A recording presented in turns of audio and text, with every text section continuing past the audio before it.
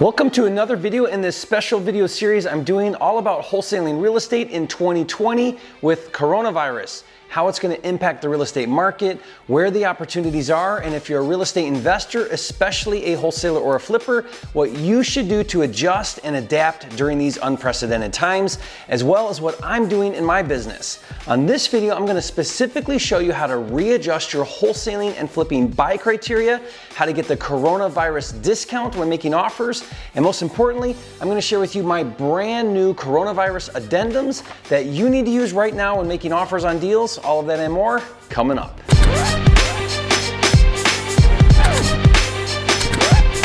This video is brought to you by FLIPSTER, the nation's #1 real estate software, with tools for finding, funding, and flipping houses. Check it out now at getflipster.com. If you're new here to the channel, I'm Jerry Norton with FlippingMastery.com, and this channel is all about ways to help you make money wholesaling and flipping real estate so you can live your dream life. Be sure to subscribe and turn on the bell notifications so you don't miss new videos. This is the third video in this special video series, and just so you know, I've created a playlist called Coronavirus and Real Estate 2020 where I'll put all of these videos for you. The link to that playlist is in the description box below for you. Now, I've got a lot to cover in this video. So much has happened to real estate just in the past few weeks due to coronavirus, and I'm eager to share with you the adjustments I'm making in my wholesaling and flipping business and what you should be doing as well. But first, I want to share an observation I've made over the past 16 years that I've been a full-time real estate investor. The most successful real estate investors I know, the ones that continually make money regardless of the market conditions, are the ones that adapt the fastest to market changes. The definition of a real estate investor that my mentor taught me is someone who identifies the best opportunities at any given time in their given marketplace and then capitalizes on those opportunities. Successful investors do not hold on to a sinking ship. They don't despise or fight change, but rather they embrace change and they thrive when change happens because they know that they can be the early implementers. Now, I personally do not identify as a wholesaler or a flipper or a rehabber. I identify as a real estate investor. I identify as an entrepreneur.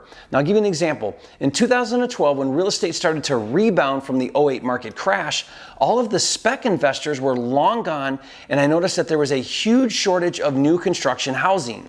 Now, at the time, I was mostly wholesaling and fixing and flipping, but I saw a huge opportunity with new construction, and I started building and flipping new homes with great success.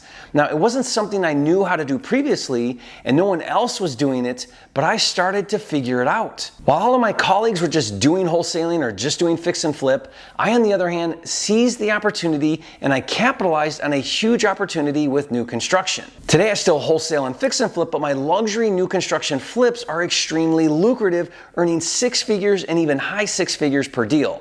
Now, I'm continually reinventing myself based on new opportunities, and the real estate 2020 market, thanks to coronavirus, is merely an opportunity to reinvent, to adapt, and the early adapters are going to cash in. Now, I want to encourage you to steer away from fear. Fear locks you down. It closes off creativity. It blocks your ability to take action and make things happen. Instead, look at coronavirus as an opportunity. Every day, tell yourself the following declaration. Regardless of what the market does, people live in houses, and as long as people live in houses, there is a huge opportunity for me to make a lot of money helping people buy and sell houses.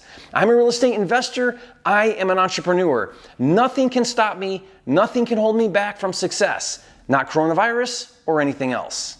Now, if that's your mantra, leave a comment and declare it to the universe. Okay, rant over. Back to coronavirus real estate 2020. Right now, as of this video recording, I am seeing two polar opposite mindsets in the real estate marketplace. On one hand, we have people who are actively buying. They want to buy real estate and they aren't letting coronavirus stop them. The caveat is they want a discount. Now, I call it the coronavirus discount. Let me give you an example. I had one of our $1 million homes pending before coronavirus hit, and then after the stock market tanked and we started to overreact, he came back and asked for a $50,000 price reduction due to the market uncertainty as a result of coronavirus, and if he didn't get it, he threatened to pull out of the purchase.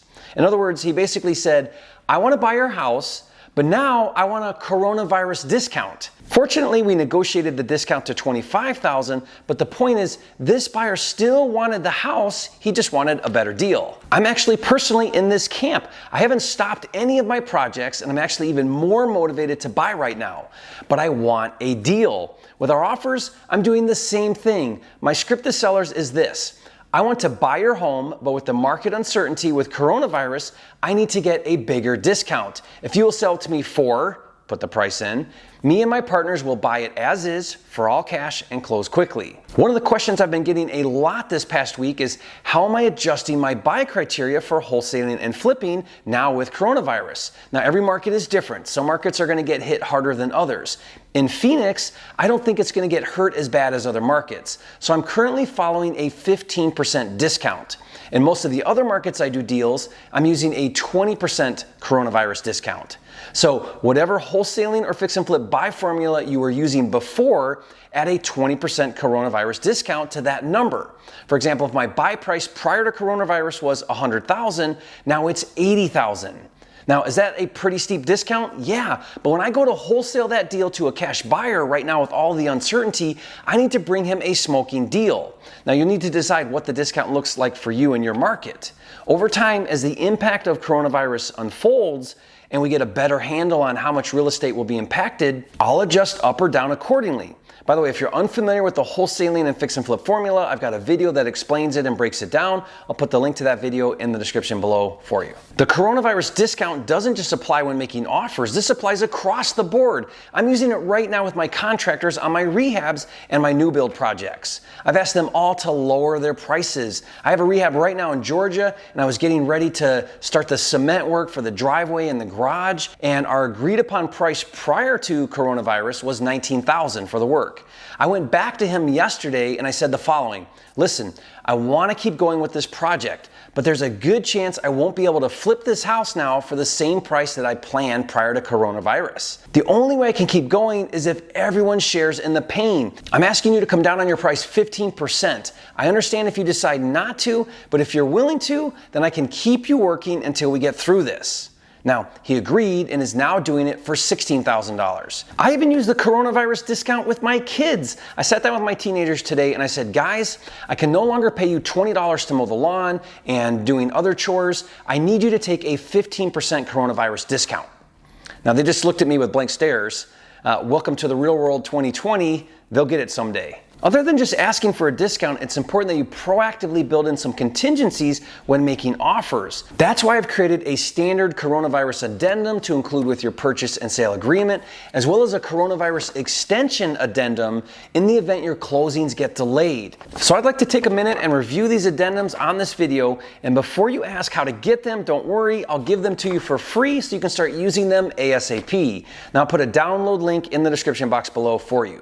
Okay, so let's take a look at the first standard coronavirus addendum. There are 5 clauses, so let me read and explain these carefully. Now, like I said, just include this with your purchase and sale agreement. If you don't have a standard purchase and sale agreement, I'll give you mine for free, link in the description. Okay, clause number 1 says, buyer and seller acknowledge that mandatory and voluntary closures, quarantines, isolations, and restrictions on business due to coronavirus could cause delays or prevent either party's ability to perform their obligations to close by the closing date. Examples include delays and closures by lenders, land records offices, title companies, and other service providers involved in the sale and purchase of residential property. Okay, number 2, buyer and seller agree that should either need an extension of the closing date due to coronavirus issues, the requesting party will notify the other promptly via email and phone call or voicemail stating the specific coronavirus issue and provide written documentation of such delay. The closing date will then be automatically extended by 10 days or the next business day following such extension if day 10 is not a business day. Okay, number 3, buyer and seller agree that if the delay in closing is solely due to one of the parties' quarantines, isolations, and or hospitalizations, whether mandatory or voluntary, that party will take such measures to effect closing. Example, execute power of attorney to an attorney in fact to complete closing, arrange a non-physical closing, or other such action acceptable to lenders and title companies. Okay, number 4, buyer and seller also agree that should the delay be the result of a lender or title company, the party shall seek to procure such provider that can effect closing in a timely manner, and agree to an extension not to exceed 30 days from the date of notice of service provider's inability to effect closing. And number 5, buyer and seller agree that if either party is unable to close after all options for replacement service providers have been exhausted, either party may cancel this contract upon written notice unless the parties agree otherwise. Okay, so that's it, guys. It's a one-page standard addendum. It goes over all of that. It really is important to include this right now with your offers in the event that there's delays in closing because everything's up in the air right now. Okay, now let's take a look at my second addendum, the extension addendum. The purpose of this addendum is to address delays in closing due to the coronavirus. It says right here, the coronavirus pandemic may cause unprecedented impacts to real estate transactions, including but not limited to travel restrictions, self-imposed or governmental required isolations, potential closures of offices and institutions required to fund, close, and record real estate transactions, and actions or inactions of a homeowners or condominium associations.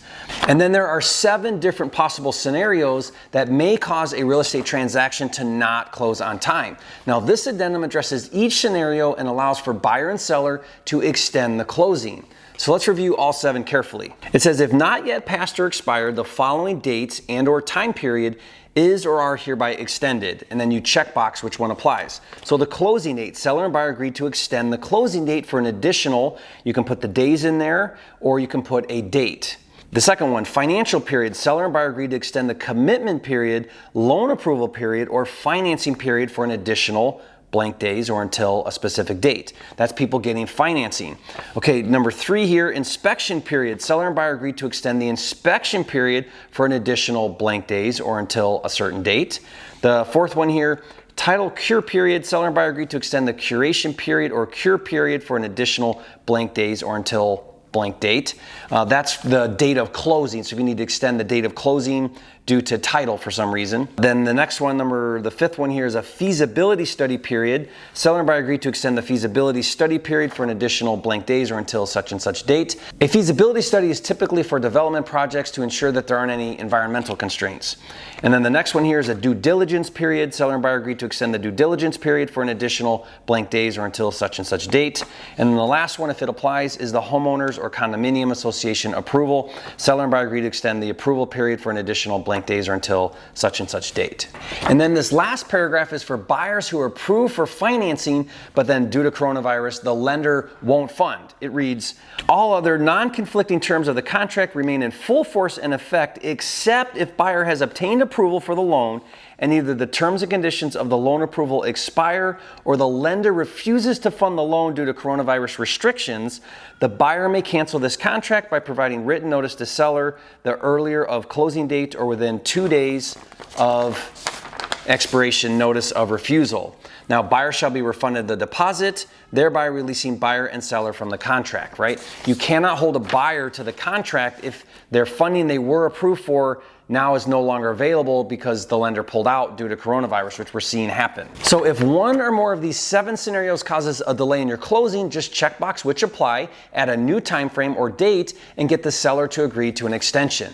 Now, feel free to use both these addendums. Again, I'll give you both of these for free. The download link is in the description. Now, all I ask in return is you leave a comment and you say, Jerry, you are a flipping genius. So the coronavirus discount and the addendums helps in the acquisitions process, making offers and getting contracts and getting to closings. Let's take a minute now and talk about how to deal with people who are on the other end of the spectrum, people who are pulling out and they don't want to buy real estate right now. This is happening right now too. Investors and buyers who are uncertain and are either backing out of contracts or deciding not to buy right now and sit on the sidelines. Let's talk about buyers right now who are backing out of contracts. I've been getting lots of questions this week from wholesalers who say things like, I had 3 deals that were put on hold because my buyer wanted to wait to buy because of coronavirus. any suggestions on what to do. In other words, wholesalers, cash buyers are worried that values are going to drop because of coronavirus, and they're afraid of overpaying. Now, we've had this happen a few times as well, so here's how I'm handling this. Rather than terminate the contract and lose the deal, we're going back to our cash buyers and we're asking them what their coronavirus discount is. In other words, what is a lower price that they would feel good about to continue forward and buy this property? Once they give us that new number, we go back to the seller and renegotiate a lower price, protecting our wholesale fee and still getting the deal to the cash buyer at their new price. Remember, coronavirus discount. All right, stay tuned. I'm working on additional videos in this special video series all about how to adjust and adapt to the coronavirus real estate market 2020 and how you can not just survive, but thrive. Now, like I said, I'll put all of these videos in a playlist for you, and I'll put that link in the description below. And if there's a special topic about real estate and coronavirus that you'd like me to cover, leave a comment as well and let me know. And if you haven't yet, be sure to subscribe to my channel with hundreds of videos and new videos released every single week. This is the #1 channel on YouTube for all things wholesaling and flipping. And finally, remember what I said in the beginning of this video, the most successful investors adapt quickly to market changes. Make sure that's you, and I'll see you on the next video.